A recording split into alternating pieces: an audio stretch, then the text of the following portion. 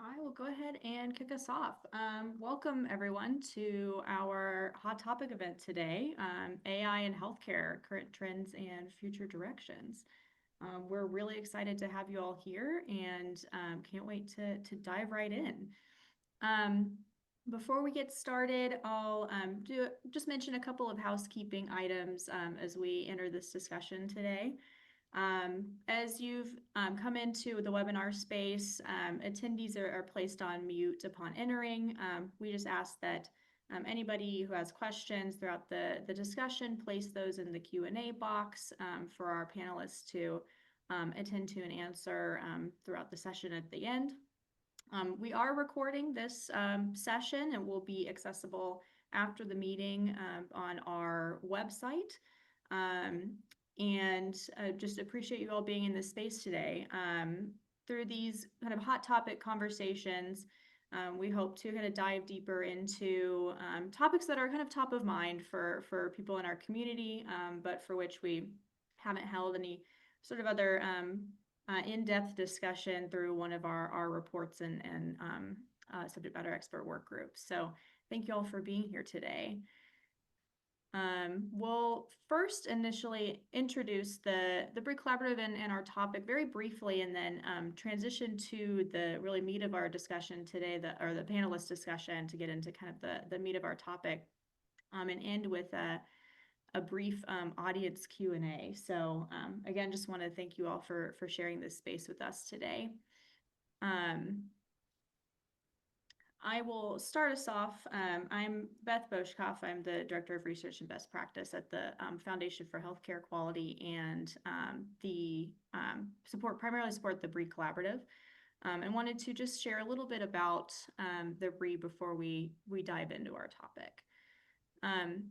So the Bree is a private-public group of healthcare stakeholders that are appointed by the governor to write collective action guidelines for healthcare services, really with high variation utilization without producing better outcomes, or for which there are inequitable outcomes. And the Bree really began out of an initiative to tackle inappropriate use of advanced imaging way back in the early 2010s. And out of that project, the state saw the value in having kind of this neutral convening space for organizations from public and private sectors to come together and find solutions to healthcare quality issues. And so the state established the Bree Collaborative through House Bill 1311, which wrote the organization into statute. As part of that statute, the healthcare authority typically is required to consider our guidelines in their contracting with Medicaid managed care organizations.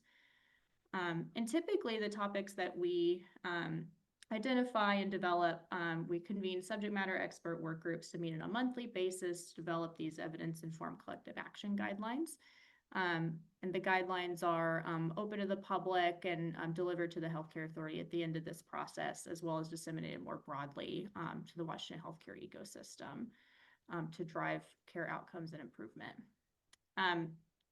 We, through these hot topic sessions, try to explore topics outside of this general process to bring people from the community together to talk about things that are, like I said, kind of top of mind, but we don't select to go through this year-long process of creating subject matter expert written guidelines. And so you can see, oh, there we go. We have 40 plus reports with a wide range of topics. I highly encourage you to check out those reports, and I will drop a link to that at the end of the webinar to see all the topics that we have tackled and are currently tackling. But today we're here to talk about artificial intelligence in healthcare. And as we've seen it kind of explode in the healthcare sector, it's become a frequent topic of conversation. There's a lot of potential to expand capacity, drive innovation, improve efficiency. But there's, with many new technologies, also concerns around its use and the impact and cost. And so with that brief introduction, I'll turn it over to our facilitator for this conversation today, Dr. Emily Transu, the Chief Clinical Officer for Commagent Health and our Bree Collaborative Chair, to introduce our panelists. so much, Beth. And I'm really, really excited to be here today with all of you. I think this is one of those topics that we are all dealing with every day in different ways in our daily lives and specifically in our medical lives. And just very excited to have the conversation. Grateful to all of you for being here. So our three panelists today, I will introduce very briefly. We could talk for a long time about each of them, but we'll keep it quick. So Dr. Raj Sundar is a family medicine physician at Kaiser Permanente, Washington, with a commitment to patient-centered care and a passion for promoting diversity and inclusivity in healthcare. In addition to his clinical work, Dr. Sundar serves as the District Medical Director for South King County for KP, overseeing the care of 60,000 patients and leading the Health Equity Action Team, which is a group of over 500 members working to advance healthcare equity through community organizing. We also have with us Amy Laurent, who is a Global Health and Research Manager at Microsoft, where she gets to combine her love of data, people, equity, and purpose. Her focus is on using data to turn insight into action to make benefits more equitable and effective. She is also the responsible AI champion for the team. We'll get to hear a little bit more about that later, helping people consider how AI can be used thoughtfully in the HR space. And finally, Dr. Todd Bernstein has been the Chief Clinical Information Officer at UW-Medicine since 2020. He has helped to lead the HIMSS Stage 6 implementation with Stage 7 underway, has been co-leading the training and adoption of clinical efficacy improvements by transitioning many services and platforms into Epic, working on operational enhancements and software transitions such as Abridge Ambient AI, e-consent forms, centralized telemetry monitoring, MyChart Bedside, and the inpatient opioid dashboards. So we are excited to have all of you with us to have this conversation today about AI. So I think I'm going to start with Todd. If you could set the stage for a little bit and just talk about some of the kinds of AI that are typically being used in healthcare today. Yeah, so thank you and appreciate the opportunity to speak here.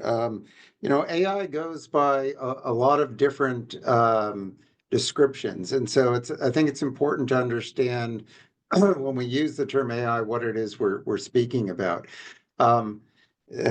Strictly speaking, a lot of things can incorporate AI, including common things that we've used in medicine for a long time, like clinical decision support, and some newer things like predictive modeling, like predicting who might have sepsis or who might have a fall or things like that.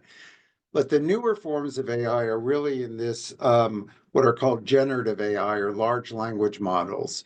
And they work by creating models that are based in language. In other words, if I say X, what is likely to be associated with X based upon the material that I'm feeding the model to train it to learn from? So for example, if I say diabetes, then A1C may be something that's related to that. Now the model knows A1C and diabetes are connected together.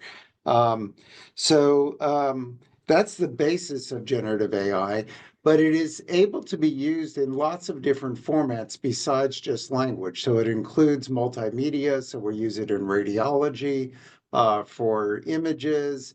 It can be used even for sound and video as well. But I would say that the majority of AI that's being used in medicine is still textual based. The way that AI works is by giving it a prompt, and a lot of that occurs behind the scenes so that the software that is driving the functionality that you're looking at is automatically feeding that prompt. But the prompt is really key in understanding the AI. The prompt allows you to create limits so that the AI, for example, may not suggest medical treatments if you're not interested in that. It would suggest the role of this. So I'm a physician or a nurse or a patient. Even the tone, the legend, whether or not it is going to be analyzing data, all these types of things are available inside of AI. So it is a broad world, and it is really transforming how we practice medicine using this tool. Thank you. What a great intro and starter. So, Raj, turning to you, tell us a little bit about how AI has impacted your day-to-day interactions with patients, and what's going well with that, and what concerns do you see coming up for clinicians as well? Yeah, thank you so much. I think about AI so much and I don't know where to start, although now it's becoming commonplace in a lot of healthcare organizations. And I think everybody probably in this call knows about ambient AI as a technology for clinical documentation. That's probably the one area where there's been a lot of information and a lot of organizations are beginning to use it because it's been a tool to essentially decrease clinical burnout. So when I talk about ambient AI, what that means is, so I'll just kind of walk you through before and after. When I was a clinician before ambient AI, and I think everybody's experienced this is part of the reason maybe you don't like going to a doctor. You show up for this visit that you waited weeks for, and then you sit in the visit, you want to connect with the doctor, and they're just looking at their computer the whole time. Because there's a whole bunch of writing we need to do while we're talking to you. So there's active documentation, and then many physicians and other clinicians don't finish documenting until after they're done with their clinic day. So sometimes they're documenting for hours afterwards, and there's actually now a common terminology for that called pajama time because it's so common with clinicians. This pajama time of just getting notes done. And now with ambient AI, what that means is while I'm talking to the patient, the ambient AI, it's based on the generative AI technology. It listens to the conversation and then writes a clinical note after our conversation's done. That means that by the time I finish with the encounter, the ambient AI is able to write the full note. So then there's less time I need to spend after the visit writing my notes or after hours writing it. And the nuances here is, that's a basic, so everybody knows it. I think people have heard about it. And then I think of two things. One is, I've been thinking about this a lot, that every solution comes up with new problems, not in a negative way. I think a lot of people are benefiting from ambient AI. Initially, we really focused on decreasing clinical burnout. And I think many organizations are realizing it improves patient experience because you can imagine the difference with me just staring at a computer the whole time versus actually attending and being present with the patient. So the increase in patient experience. And then rather than time, which seems to vary according to the organization of how much time are you saving, because there's actually quite a lot of variation in clinicians' efficiency. What you're noticing is there's a decreased cognitive load. And I noticed that too. I just have more energy after seeing patients because I'm not trying to multitask the whole time of documenting not only for patient care, documenting for billing, getting all the codes right, putting in the ICD codes actively while doing patient care.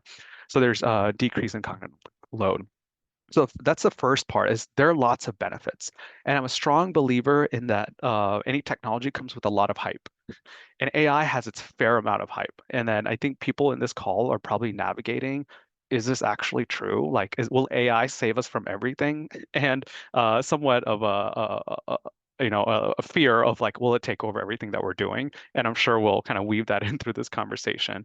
But I think the evolution as me being a clinician is now I use ambient AI pretty regularly during my day, is now a new skill I have to develop is I have to check notes that I haven't written. And if there's errors in there, if I don't catch it, I didn't write it at all, and it's in there. And patient, now with open notes, they're all seeing that, and it's a little concerning if you miss it. So there's a little bit of increased cognitive load of I have to make sure I don't make an error in this note that I didn't write. And the ambient AI is doing its best it can in the technology, but it is ultimately, and I think it's helpful to remember this, it's determined by probability. It's a prediction machine, and it's getting better by the day, but it can never be 100%. That's just how probabilities work. So there will always be a need for double checking the work and whatever mechanism. So you can think of that even voice-based AI, any AI technology that you're using of this, sometimes people call human in the loop of like who is checking to make sure the output is what's intended and who's bearing the risk. So this is also a thing. I'm bearing the risk of this note. The AI is in there always saying, "Oh, I verified the note and double checked it." So there's an increased cognitive load there. And then I'll wrap up answer by saying, introducing another thing, which is different from an enterprise-wide solution for ambient AI to something that's been really evolving in use called open evidence. And if people don't know what open evidence is, it's a way for clinicians to reference research to get answers. And currently, we have this version of encyclopedia that we have to dig through for any answers that we want. Which antibiotic should I use? What's the evidence behind it? And just like ChatGPT, now there's something available for providers called open evidence, where you type in a question and all research articles are referenced and it gives you an answer. It's actually an incredible way of getting up-to-date research on what needs to happen for the patient in this clinical situation. There's cons to it too, but I know I've talked for a while, so I'll pause there. Thank you. I recently polled a group of primary care docs I was having dinner with on their feelings about ambient AI, and there were about ambient kind of notes. There were people on many camps. I think it's evolving. You're true believers, and a few. And I know, and I'll add in, I think if you all are, there's a lot of work happening in the AI space, and there's a thesis coming around with the AI researchers that AI is like normal technology, and maybe and it's kind of going through that process in some ways, and maybe I'll send the resource to Beth afterwards if you wanted to share that. There's a quick question that I think is worth pausing on from the chat in the setting of ambient AI. Do we know what steps are being taken to protect the private health information that the ambient AI is listening to? I don't know who wants to grab that one. I can take that. All the ambient AI platforms, I won't say all, the vast majority of the ambient AI platforms that are being used at the large organizations are on HIPAA compliant large language module networks. So the data is not stored and is not being shared. So the models don't learn from the data that's being entered in, which is a disadvantage, but it is something that is needed in order to make sure that we have privacy and compliance. Thank you. Amy, tell us a little bit more about how you're seeing AI contribute to your work in either good ways or challenging ways as well. Happy to. I have a couple of slides that I think that might be useful if you would pull up the first one. And so just recognizing, I'm in an organization, of course, that has a very vested interest in AI because there's been a lot of investment in it. But the space that I work in is in the benefits space. And so it's a little bit segregated. But I can say that I use AI every day. We use Copilot here at Microsoft, and I use it for a lot of my productivity enhancements. But when we think about it, in this space, where could it possibly impact in the benefits life cycle? And so I had worked with the Council of Employee Benefits, and we did a series of webinars about AI and benefits and some of the considerations. And so you can see from this wheel, there's a lot of potential impact that AI can have.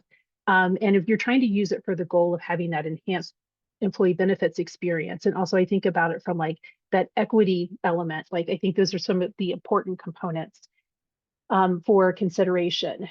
So because it gives you the opportunities to surface benefits to people sometimes at the right time when they need it. You have a person who comes into an employer who has a suite of benefits. Those benefits may not all apply to where you are in your life stages. Your life stage changes, a disease happens. You may not know everything that's available to you. And so AI can surface things a lot easier. If anybody's ever tried to read their summary plan description, it is a nightmare. And those sort of things can be very challenging. We also see in some of the spaces, we see our benefit suppliers wanting to use AI to either streamline, to do more predictive analytics, to do some of this generation, or to find additional information. And so then thinking about, well, what does that look like if we're trying to do it in a responsible and ethical way? We're a very strong believer in that human-centered AI, that AI can help you make decisions, but a human should be that final person. You should be looking at it.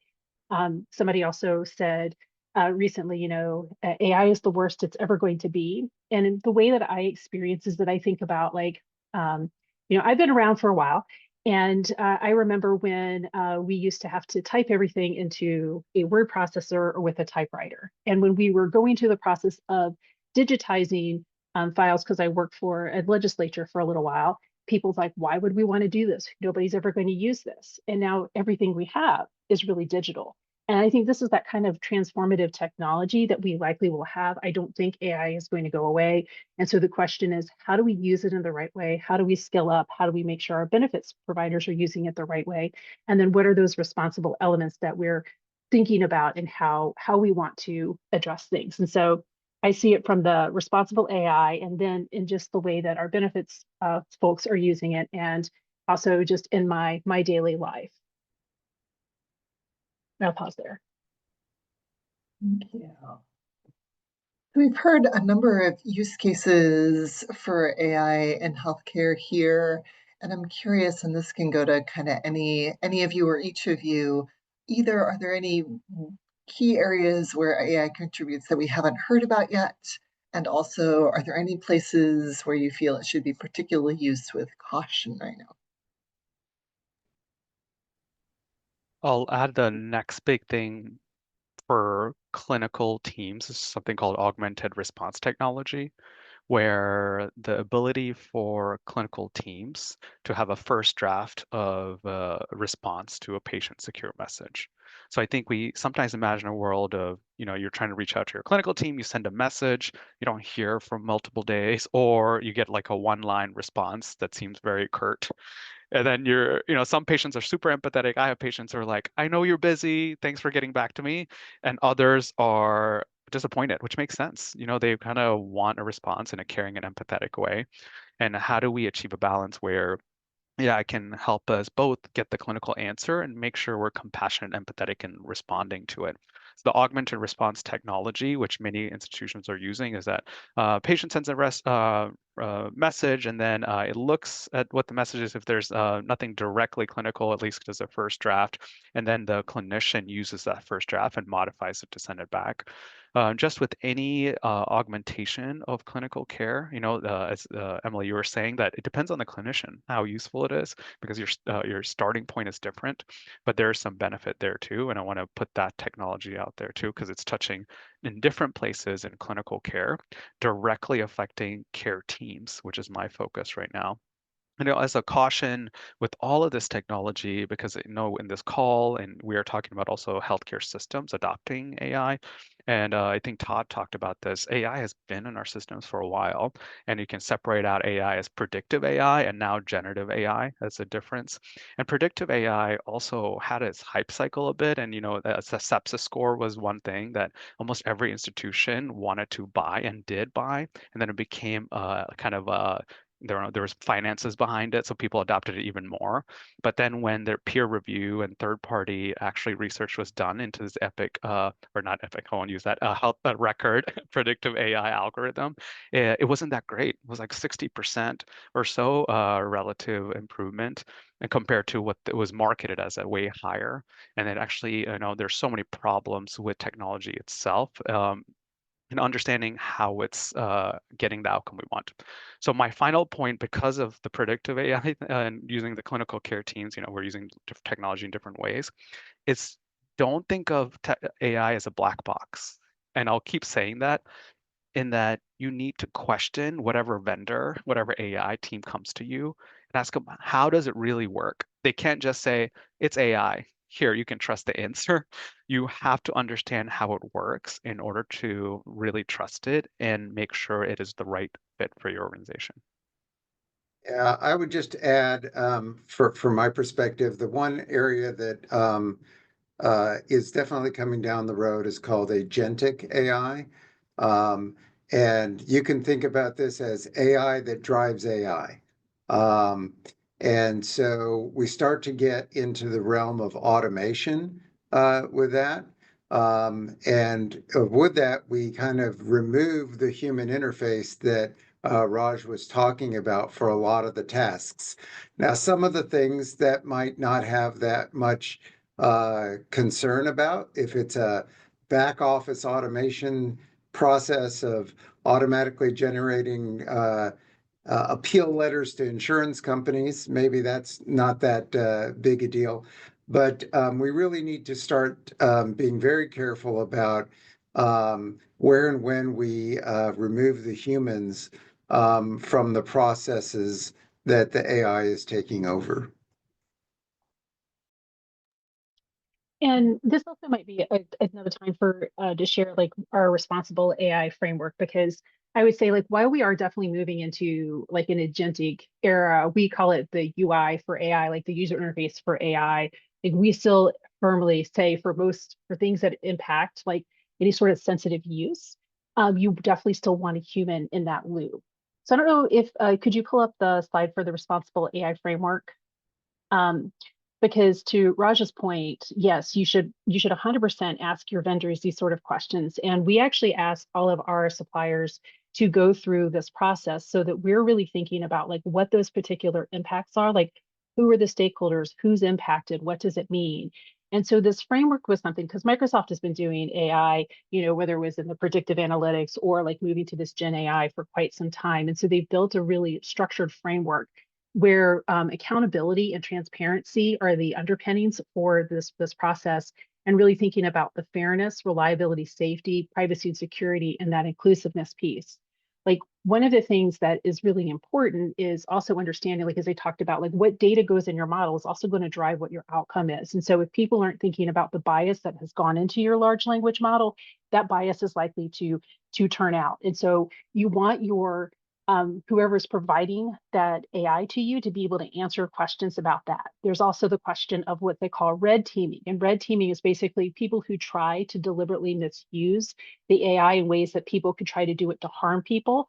And so then how do you find ways to be able to stop that? At one of the AI conferences, they had said like there are a lot of ways that Microsoft has, you know, if you ever ask Copilot a question that is inappropriate, Copilot say, "I'm sorry, I can't continue that conversation," and it will shut that down.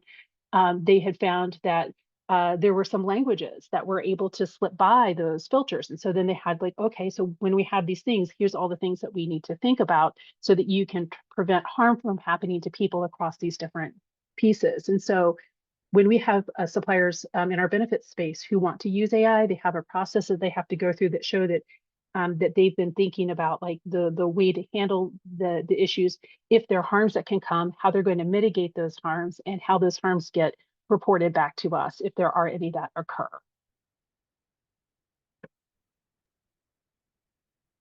Thank you. I've been interested personally in how variable the answers to those questions are. Some people are very on top of those concerns, and occasionally you get a sort of puzzled look when you start to probe into some of those questions.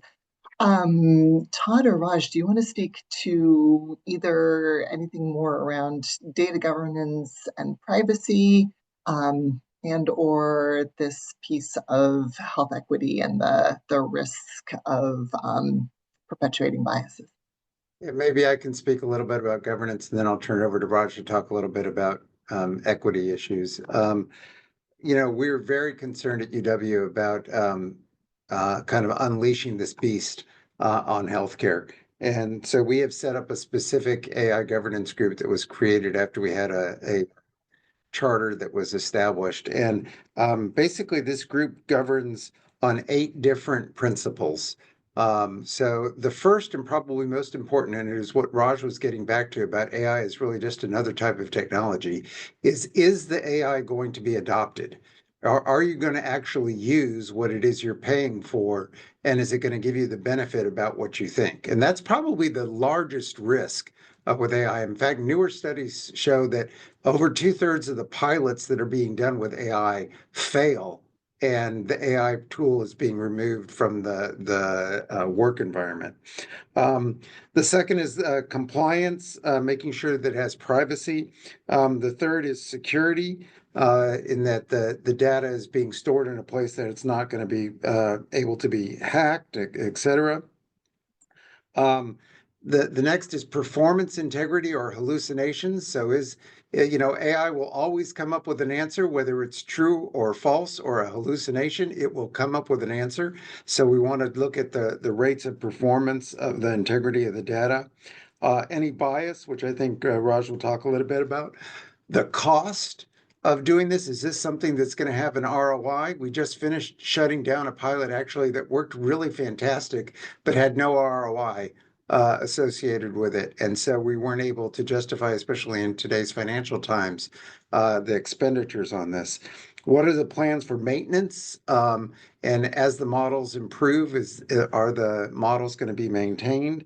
And then lastly, is it giving you the outcomes that you actually want? So having very strict KPIs about what is the AI tool that you're using, what is it supposed to do? For example, is it supposed to, for the art that Raj was talking about, is it supposed to cut down the time in in-basket for providers?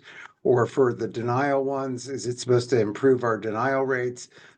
Is it actually getting the job done? So those are the things in governance that our AI group is. Raj, I'll turn it over to you. Thank you. Uh, Maybe I'll start by saying that generative AI, Gen AI, is new. So there are really no true quote unquote experts in this space. So sometimes when I talk about AI, I'm going to refer to predictive AI as a lessons learned as we go through this process of generative AI. So if you think of predictive AI with the health equity, probably the most well-known inequity that not most well-known, maybe well-researched, I'll say it that way, that came out from predictive AI was, for example, organizations trying to solve real problems and then implementing in a way that worsened inequities. So, for example, predictive AI was used, for example, in some institutions to understand who had a high no-show rate. You can imagine clinical teams have a high priority of understanding who doesn't come to their appointments because maybe we can double book them because then they're potentially use our resource, which are clinicians and care teams, more efficiently and increase the productivity. And when that predictive AI was implemented, disproportionately, people of specific races and ethnicities were double booked. So it led to a specific kind of bias with that predictive AI tool. And then worsened care because predictive AI was just predictive. It's not always right. So when those patients showed up, almost always they were double booked and didn't have enough time with their clinician. And then there was a second piece of the learning of that lesson. It's not only of the algorithm saying, yes, we use the race and ethnicity input, and that was the biggest predictor. And that's why it's leading to us saying this is what when people are going to no show. And then the organization choosing the intervention, which is we're going to double book during that time. So the culpability is not just with the technology, it's also implementation of what you find out from that technology, because there could have been patient positive interventions that could have helped. For example, oh, we know these patients are going to no show. Should we add additional resources to get them to the appointment rather than double book for productivity?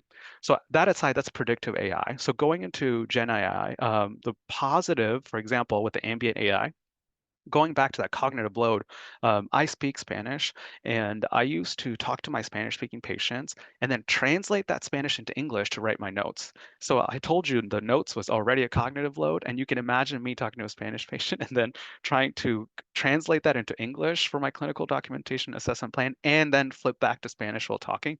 Some people might be really good at it, but that was really exhausting for me. And the ambient AI, not all vendors do this, but the one we are using is able to actually do that translation real time. So the final note is in English. So you can think of the improved ability for our patients who are limited English proficiency and how that affects equity with that specific thing. And then the third point is, so now where can it worsen inequities? And this is going to be kind of a bigger, because I know there's a lot of people from different organizations here on implementation of generative AI, because there are people who segment the purpose of generative AI in different ways. Some people say it's better than nothing. Others say it's better than a human. And the third is it's actually better together with a human. And to just quickly break that down, better than nothing meaning, hey, these patients aren't able to interact with the clinician anyway. They're in a rural area. There's no doctor available. There's no access. Hey, why don't we just use AI there because it's better than nothing? And the second is better than humans in that, hey, the AI is getting so good, they're just going to replace clinicians eventually because they're getting so good. And then the last piece, better together, is that, hey, if we augment clinicians with this AI tool, maybe we'll achieve the outcome that we want. I'm bringing this up because almost always the better than nothing ends up with people of specific race and ethnicities, because there's ongoing social determinants of health and inequities and structural inequities that cause certain segments of the population to have less resources. And it's going to become, and there's a risk where you say they don't have anything anyway, so let's just give them the AI product because at least they'll get something. And then the humans are reserved for people who, continue to have humans as almost a luxury good in this world. Again, we can't predict the future, but it really is on the organization to continue the vigilance and interrogation and the data monitoring to understand, are you specifically worsening inequities, and continuing to focus on that. Thank you. The New York Times did a piece just today. I was sort of halfway through it and then had to come to here, but about the prior prediction that AI would replace radiologists and the way things have evolved, which is that they've gotten better and more efficient, but there are actually more of them than there were, and predicting that ongoing need. Amy, any thoughts from you on that one in the equity space, or not really on that one? Yeah, to their points, like I would echo what they said. Like, I think it's really important to consider those elements. And I think there are ways that if you're designing it well, that you can address them if you go into it with your eyes open, trying to be aware of what those potential implications are and how do you address it. And I think it's also one of those things, like, not in addition to the KPIs, like really understanding, like, is there harm that's coming, and really evaluating that and then adjusting your processes. Like, I feel like AI in these situations should be continuously evaluated to be able to improve. Like, if you find that there are harms that are being created, how do you adjust so that that isn't the case?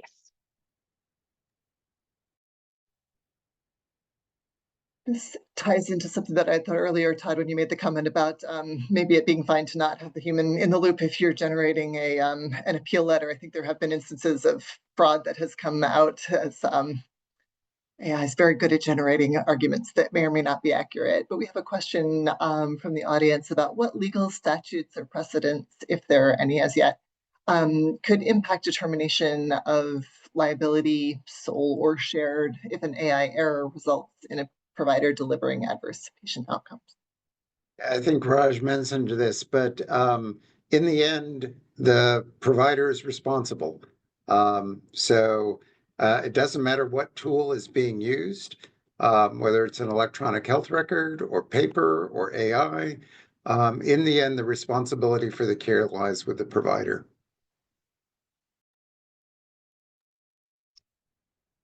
Stanford might also, I want to say, last year may have released something around health AI as a legal risk framework.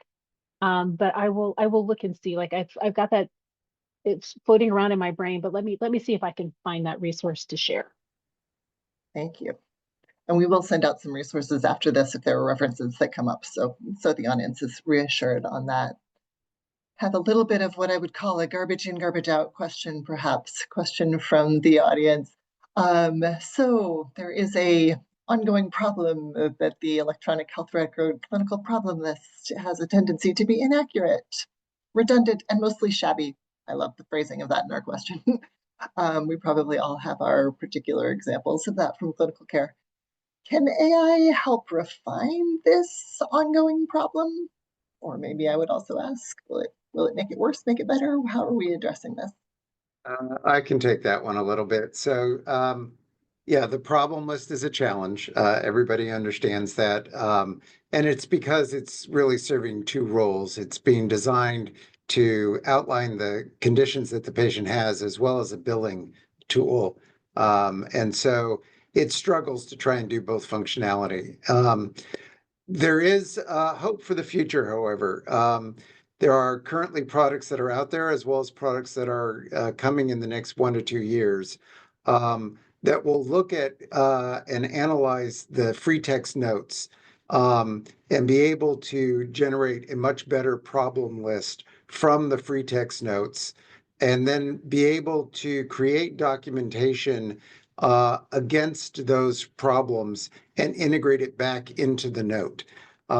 So I know we're not trying to be vendor specific here, but we're an Epic shop, and so I'll tell you what this is called in Epic terms. So the process of using problems to create a note is called diagnosis-aware notes.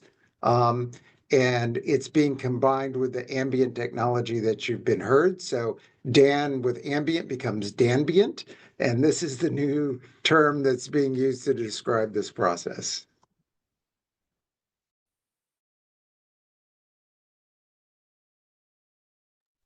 I think you're muted. Sorry. Yeah. A great word for the day. Yeah, and I'll just, I'm trying to ground myself in clinical care. I was editing a note the other day where, I don't know, a patient was talking about how, they were listening to some music, and the ambient AI wrote they were at the Coachella concert or something, and it was like so way off base. And sometimes that happens. I don't know if it's like what it heard, or sometimes way we talk, but it was so wrong. And I just wonder if we miss it, if it's actually a problem that's generated from that free text note of always being in the record. Because another ongoing problem at least as a clinician that I notice is a patient has a diagnosis and we can never figure out when they got it, but it's forever with them. And this is something like heart failure or had a DVT, which was miswritten.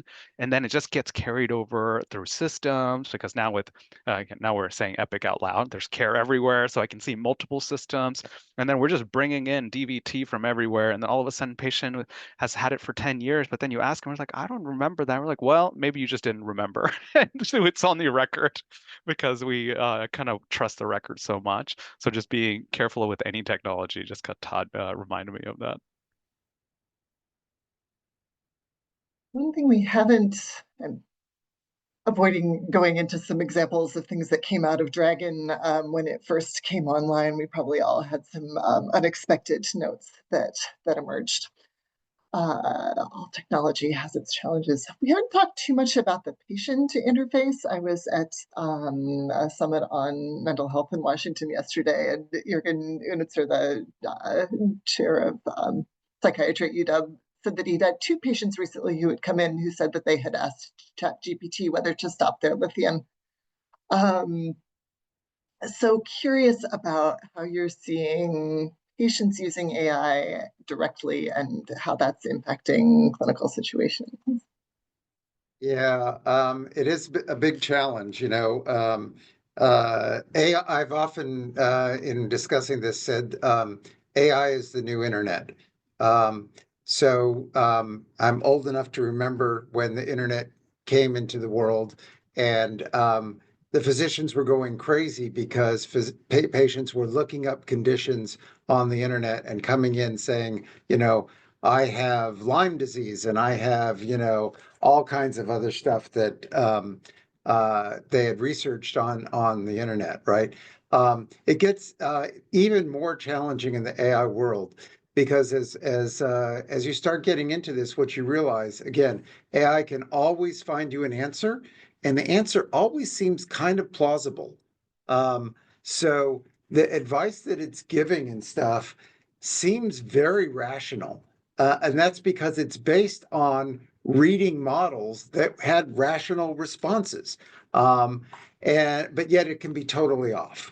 And so it is very, very dangerous, I think.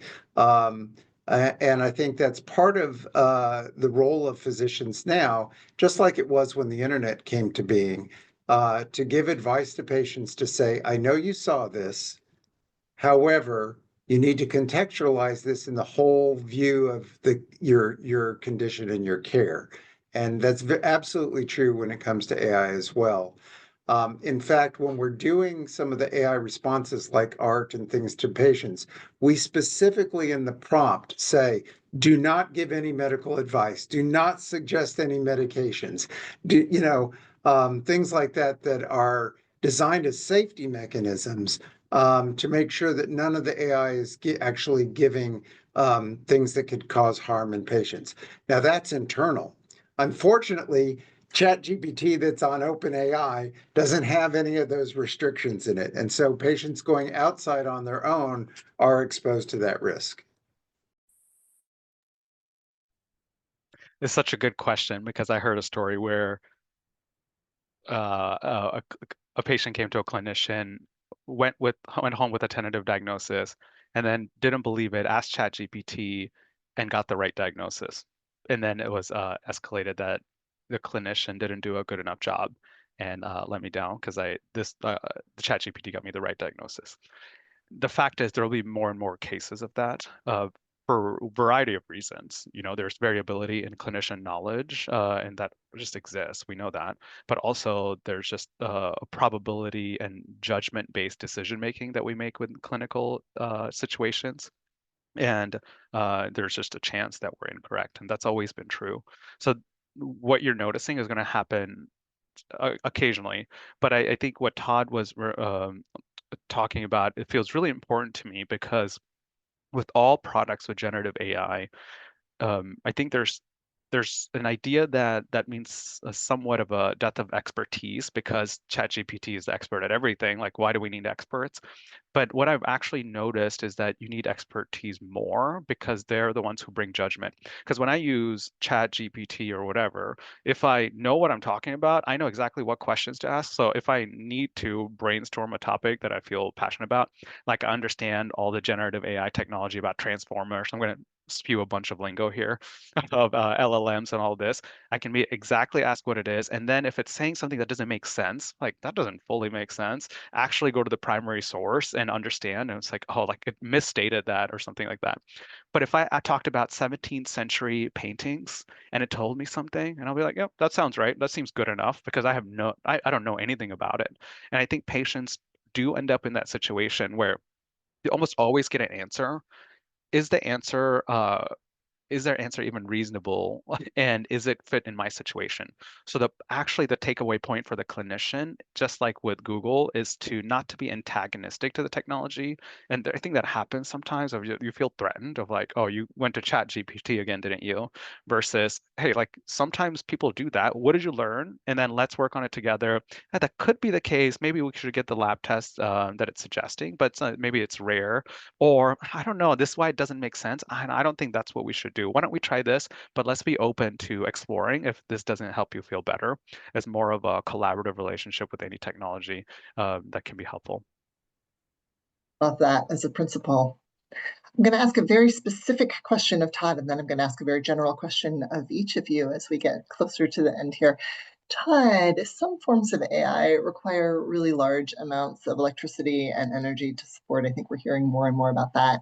How should organizations kind of think about the balance between investing in AI tools and also maintaining their commitment to climate change and environmental sensitivities? Yeah, it's a great question, and the numbers are kind of staggering. Right now, 4% of the energy output from the U.S. electricity-wise is going to power data centers. In 2028, that's going to be 12%, and by 2030, we'll have doubled the amount of energy that AI platforms and products are using in the cloud. That may sound bad by 2030, but by 2035, that number goes from doubling to 24-fold increase in some predictive models that are out there now. So it is a huge consideration. And just like when we drive cars, we want to drive cars that are fuel efficient.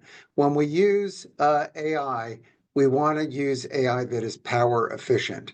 And what that means is about half of the energy that's used is in creating the model.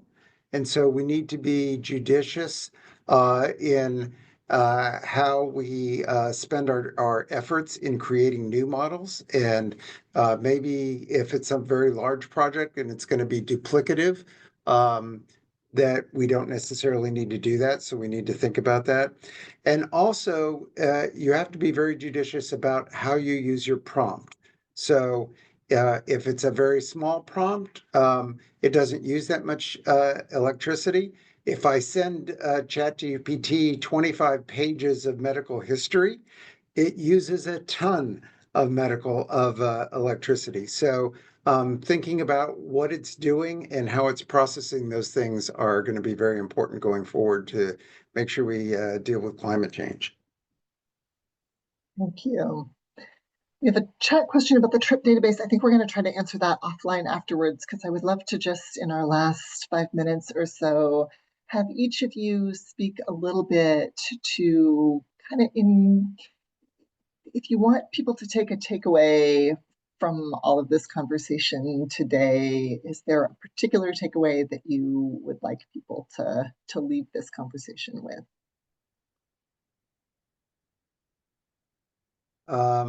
Sure, I can start. AI is coming and here, and it's not going away. So we need to learn how to work with AI in delivering healthcare. It's going to be very crucial that we do this correctly, both to be efficient, to be accurate, to be compliant, and to actually improve the healthcare of the public. You cannot do that by pushing AI off into a corner and saying, I'm not going to participate with it or learn about it. You have to embrace it and speak with experts who perhaps have had more experience with it to learn. But it is really important to be engaged in this area.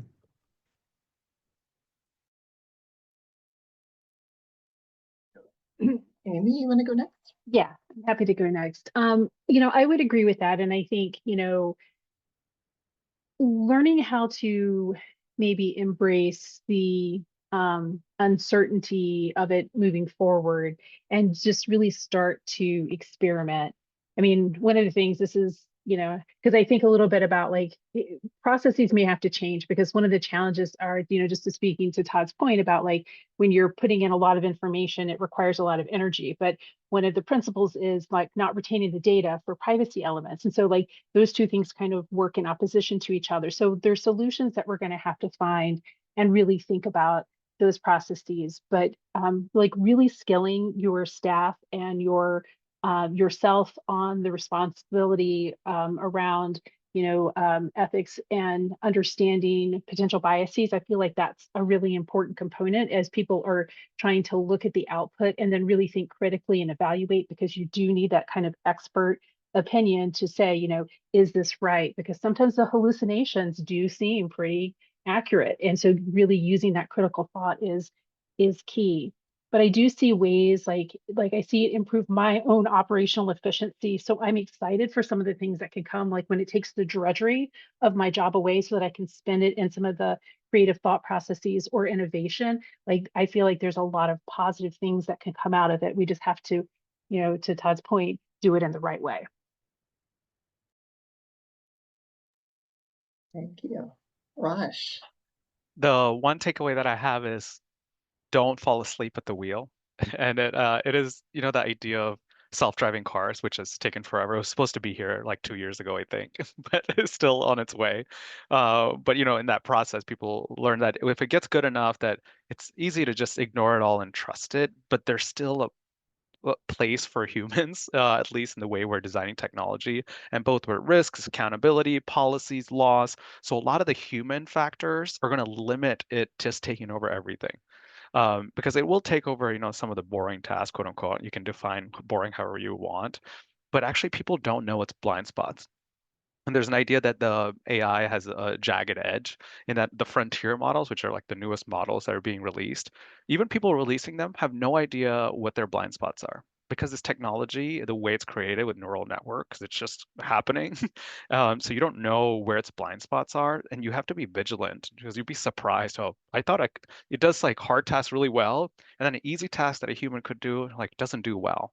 And people might have good examples in their own industry, but just the idea of like being vigilant, even if it feels like magic, don't be betrayed by its I don't know, its magicness. It is not magic, it is statistics.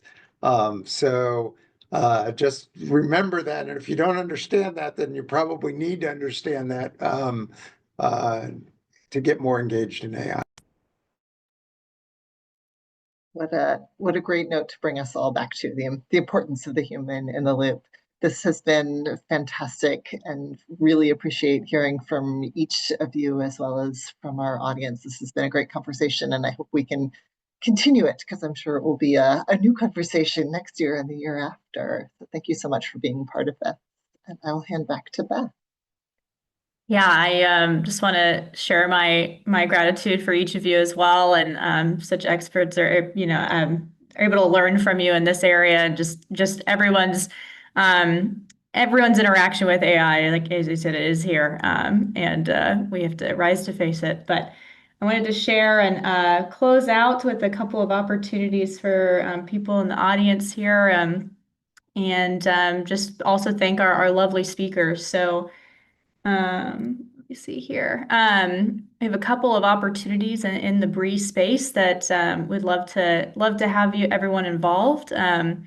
We are currently accepting data submissions for our perinatal behavioral health report and guidelines.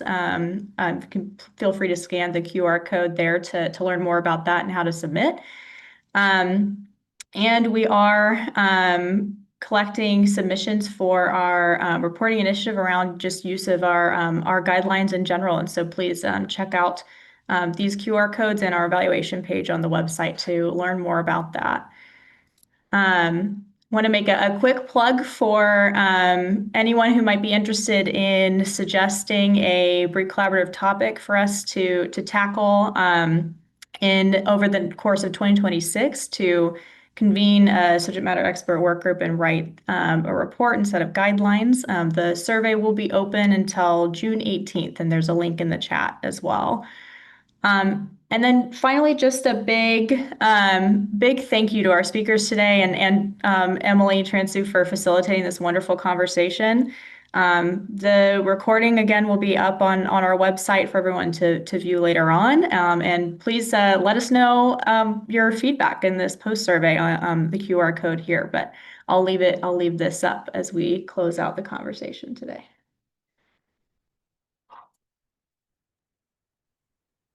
Thank you all.